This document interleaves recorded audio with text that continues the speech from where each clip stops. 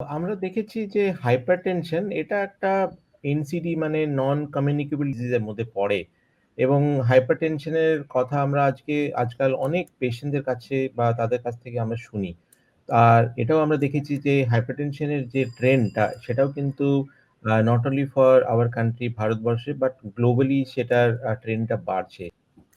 হাইপারটেনশনের global trend বাড়া is আমরা যেটাকে বলি সেকুলার ট্রেন্ড। আস্তে হুম, আস্তে হুম, আস্তে আস্তে আস্তে আস্তে এই ট্রেন্ডটা বাড়ছে। এবার হুম, এইটার জন্য মাল্টিপল ফ্যাক্টরস আছে।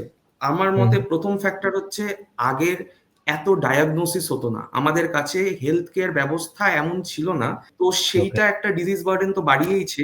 তার হুম, থেকেও ইম্পর্টেন্ট হচ্ছে আমাদের লাইফস্টাইল, আমাদের ফুড হ্যাবিটস। যেমন আমরা প্রসেসড ফুড বেশি খাচ্ছি, আমরা হুম, হুম, স্মোকিং বা অ্যালকোহলের প্রতি একটা ডিপেন্ডেন্স চলে আসছে আমাদের, বা আমরা হুম, রেড মিট খাওয়ার টেন্ডেন্সি রাখছি বেশি।